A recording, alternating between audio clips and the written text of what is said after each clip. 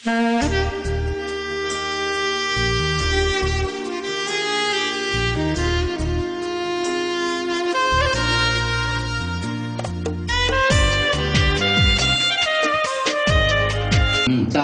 స్తోత్రం, హల్లెలూయా. దేవుని వాక్యంలో మనం చదువుకున్నటువంటి లేఖన భాగంలో ఉన్నటువంటి మాట, భక్తుడైన యోవేలు చెప్తున్నటువంటి మాట ఏంటి అంటే 14వ వచనంలో, ఉపవాస దినము ప్రతిష్ఠించుడి, వ్రత దినము ఏర్పరచుడి, యెహోవాను బతిమాలుకొనుటకై పెద్దలను దేశములోని జనులందరినీ మీ దేవుడైన యెహోవా మందిరంలోనికి సమకూర్చుడి. దేవుని వాక్యంలో పునర్చంటి మాటని మనము జ్ఞాపకం చేసుకుని చూసుకుందాం. ఏంటి దేవుని వాక్యం ఎందుకు అంటే, ఉపవాస దినము ప్రతిష్ఠించడి.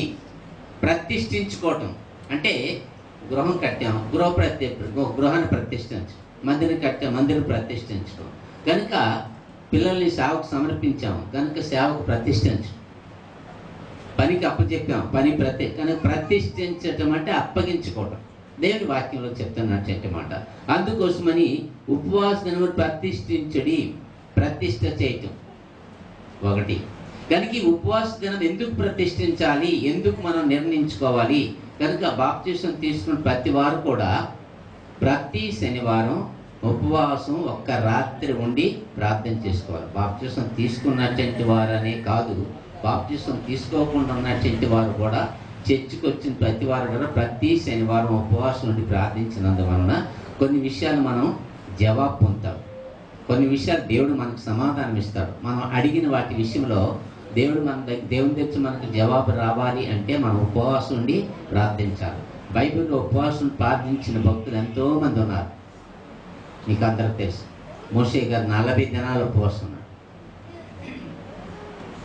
ఉపవాసం ఉండి దేవుని దగ్గర నుంచి ఏం తీసుకుని వచ్చాడు?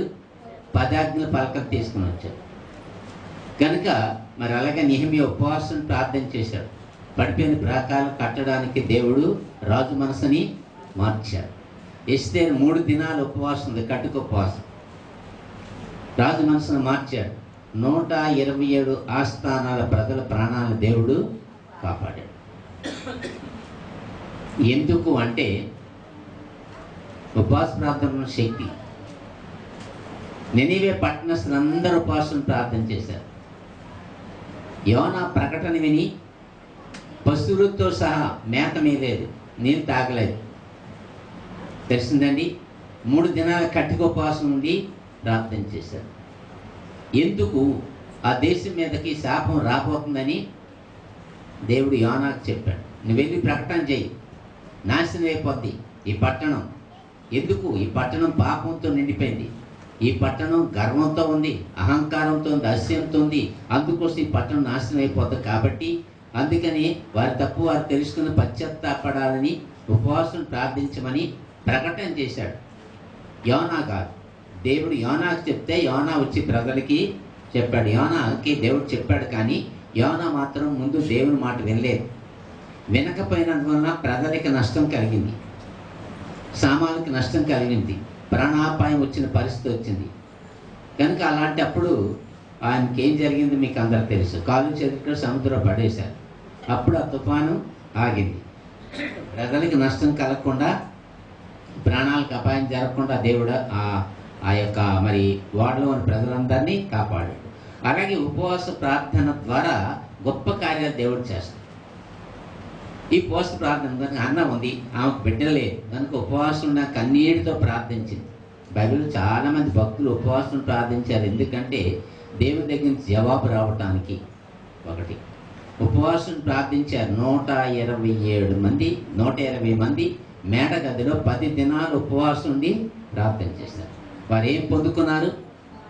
పరిశుద్ధాత్మను పొందుకున్నారు. పరిశుద్ధాత్మ కొరకు వారు ఉపవాసం ప్రార్థన చేశారు. మన పనుల కోసం ఉపవాసం ఉంటాం కాదు, పరిశుద్ధాత్మ కొరకు మనం ప్రార్థన. పరిశుద్ధాత్మ లేకపోతే మన జీవితము వట్టిదే. ఆత్మ లేనివాడు నావాడు కాడు. కనుక పరిశుద్ధాత్ముడు మనలో ఉండాలంటే, మనలో ఉంటే మన సంతోషంగా జీవించగలం, హ్యాపీగా జీవించగలం, ఆనందంగా ఉండగలం. ఎందుకు అంటే దేవుడు పరిశుద్ధాత్ముడు మనల్ని నడిపిస్తాడు, ఆ పరిశుద్ధాత్ముడు మనల్ని బలపరుస్తాడు. అందుకోసమని పరిశుద్ధాత్మ కొరకు కూడా ఉపవాసం ప్రార్థించినట్టు దేవుని వాక్యం ద్వారా మనం చూస్తాం.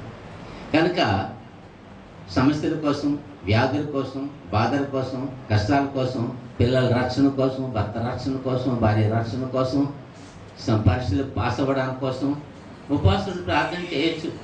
కానీ అన్నిటికంటే ముఖ్యమైనది ఏంటి అంటే పరిశుద్ధాత్మ పొందడానికి కొరకు ప్రార్థన చేయాలి. రోమాపత్రికలో చెప్పాడు కదా, ఆత్మ లేనివాడు నావాడు కాడు. పరిశుద్ధాత్ముడు నీలో ఉంటే ఆత్మని నడిపిస్తాడు, ఆత్మ నీకు వాక్శక్తిని అనుగ్రహిస్తాడు, ఆత్మలో నువ్వు ఆనందిస్తావు. అందుకోసమని ఉపవాసుని ప్రార్థించడం ఇది ఒక క్రమం. కనుక సహవాసం అందును, రొట్టె విరచటి అందును, ప్రార్థించటి అందును ఎడతెగక ఉపవాసం ఉంటాం కానీ తెగిపోకూడదు. కనుక మానేస్తారు కొంతమంది ఉపవాసం. కనుక 40 రోజులు ఉన్నారో లేదో నాకు తెలియదు, కానీ ప్రతి శనివారం మాత్రం ఉపవాసం ఉంటాం. రాత్రి ఒక్క పూట ఉండలేరా? ఉండవచ్చు, ఉండాలి. ఎందుకు అంటే అలా ఉన్నందు మన సైన్స్ ప్రకారంగా మన శరీరానికి మంచిది. అందుకోసమని మరి మనకు ఒక క్రమం ఉంది, మీకు తెలుసు కదా. ప్రతి నెల మొదటి సోమవారం కటిక ఉపవాసం ఉంటాం. ఎవరు ఉంటారో లేదో నాకు తెలుసు, నేను మాత్రం కటిక ఉపవాసం. మంచిది కూడా తాగకూడదు. పశువులు తాగాయా? పశువులు గడ్డి వేసాయా? మంచినీళ్ళు తాగాయా? తాగలేదు. నోరు లేనటువంటి ఆ జీవులే అంత సమర్పణ కలిగినప్పుడు నోరు కలిగిన మనం ఎందుకు ఉండకూడదు? ఎందుకు ఉండాలి? జవాబు కోసం. ఎందుకు ఉండాలి? సమాధానం కోసం. ఎందుకు ఉండాలి? దేవుడు మాట్లాడడానికి కోసం ఉపవాసం ఉండాలి. కనుక దేవుని వాక్యంలో మరి యోనాని ఆ తిమింగలం కడుపులో దాచిందంటే ఎన్ని దినాలు దాచింది? 3 దినాలు. 3 దినాలు కడుపులో పెట్టుకొని ప్రయాణం చేసింది. 3 దినాలు మంచినీళ్ళు తాగిందా? తాగలేదు. ప్రయాణం చేస్తుంది, ఒకదారి పడుకోలేదు, వారు కూర్చోలేదు. చేప ఆ తిమింగలం యోనాను కడుపులో పెట్టుకొని ప్రయాణం చేసింది. మంచినీళ్ళు తాగింది అనుకోండి, లోపల ఉన్నటువంటి యోన ఏమయ్యేవాడు? ఉక్కిరి బిక్కిరి ఊపిరిపోయేది కదా. ఆ భక్తుడి కోసం ఉపవాసం ఉంది చేప. చూడండి, భక్తుడు బ్రతికించడానికి కోసం, భక్తుడు కాపాడడానికి కోసం, భక్తుడు ప్రకటించాలి. కాబట్టి దేవుడే తిమింగలానికి ఆజ్ఞాపించాడు. కనుక తిమింగలం కూడా ఉపవాసం ఉన్నది. 3 దినాలు ఉపవాసం ఉంది. జాగ్రత్తగా ధైర్యాన్ని తీసుకెళ్ళి అక్కడ కక్కింది. ఎక్కడికైతే ఆయన వెళ్ళాలి అక్కడికే తీసుకెళ్ళి కక్కింది. వాళ్ళని విసిరేశారు. వాళ్ళలో ఉన్నట్టు వాళ్ళు అనుకున్నారు సముద్రం కూడా చచ్చిపోయాడు, ఎవడో కొట్టుపోయాడు అంటే ఏ చేపలో తినేసి ఉంటే అలా అనుకుని ఉండుంటారు. ఎవరు? వాళ్ళలో ప్రయాణం చేసినటువంటి వారు. ఎందుకు? కాళ్ళు చేతులు సముద్రంలో ఇసిరేమన్నాడు, ఇసిరేశారు. కానీ ఇసిరేసిన వ్యక్తిని చంపేశాడా? చచ్చిపోయాడా? చనిపోలేదు. ఎందుకు అంటే మాట వినలేదు కాబట్టి కాళ్ళు చేతులు కట్టి ఇసిరేయవలసి వచ్చింది. ఎవరి మాట వినలేదు? దేవుని మాట వినలేదు. ఎవరు చెప్పండి? ఎవరు? యోనా. యోనా దేవుని మాట వినలేదు కాబట్టి ఆయన కాదు. అయితే ఇప్పుడు 3 దినాలు చేప ఉపవాసం ఉంది.